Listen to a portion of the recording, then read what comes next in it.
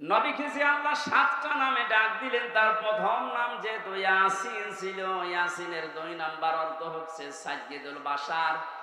মানুষ হিসাবে দাবি করলে আপনাকে মুহাম্মদুর রাসূলুল্লাহ মাস্ট বি, তাকে আদর্শ নেতা মানাই লাগবে।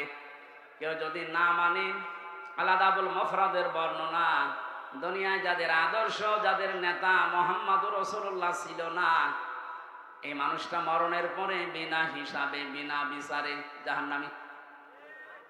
এইটা আমি বানালাম। হ্যাঁ, এবার আসেন যে কথাটা বোঝানোর জন্য এতক্ষণ বারবার এদিক ওদিকে যাচ্ছি, খুব খেয়াল করেন। মুহাম্মদুর রাসূলুল্লাহ সাল্লাল্লাহু আলাইহি ওয়াসাল্লাম এখন নেই, আছে? বলেন না কেন? উনি যে আমাদের আদর্শ, আমার নেতা, উনি তো নেই। আমি এখন দেখে মেনে চলবো কি করে? কোরআনে কারীম জানিয়েছে, ইয়া আইয়ুহাল্লাযীনা আমানু আতিউল্লাহা ওয়া আতিউর রাসূলা ওয়া উলিল আমরি মিনকুম ইলা আখিরি আয়াত। সূরা নিসা 5 নম্বর পারার 6 নম্বর পৃষ্ঠা 9 নম্বর লাইনের 59 নম্বর আয়াতে আছে। এটা ফি জিলালিল কোরআনে পাবেন।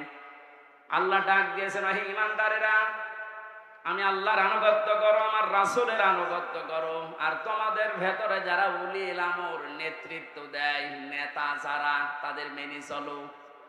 এই আদেশ মানা নফল না ফরজ? আরো জোরে বলেন। নামাজ যেভাবে ফরজ মনে করে পড়েন, এই আয়াতটাও মেনে নেওয়া লাগবে ঠিক ওইভাবে ফরজ মনে করে। কিন্তু শিক্ষার বিষয় এখানে যে আতিউ, এটা ফেল, এটা ভার্ব, এটা ক্রিয়া। এই শব্দটা আল্লাহ নিজের নামে আর রাসূলের নামে দিয়েছেন, কিন্তু উলিল আমরের আগে আল্লাহ শব্দটা দেননি। আমি যে কয়টা তাফসীর আয়াতের সাথে মিলিয়েছি, সব মুফাসসির একমত, আল্লাহ রাসূলকে মেনে চলা লাগবে, কোনো প্রশ্ন করা যাবে না।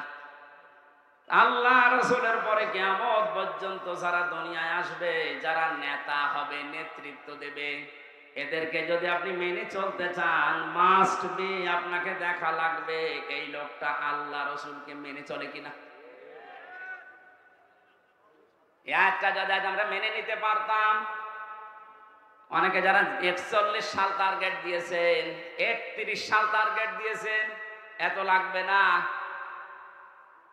আমার যতটুকু বিশ্বাস, এই 5 তারিখের পর থেকে আজকের এই 6 তারিখ, মাত্র এই 32 দিন, এই 32 দিনে যেভাবে পাল্টেছি আমরা, আপনি আর কিছুদিন সময় দেন, 16 থেকে এখন প্রায় 36% মানুষ এদেশে চাচ্ছে যে ইসলাম রাষ্ট্রীয়ভাবে কায়েম হোক। আমি আগস্টের 5 তারিখের আগ পর্যন্ত একটা জরিপ দেখেছিলাম বিবিসির।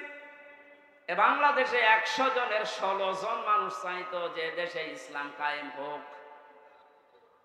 কিন্তু আগস্টের 5 থেকে সেপ্টেম্বরের আজকে 7 তারিখ, মাত্র 32 দিনে, গতকালকের রিপোর্টও দেখেছি, এদেশে এখন 36 জন মানুষ চাচ্ছে দেশে ইসলাম কায়েম হোক।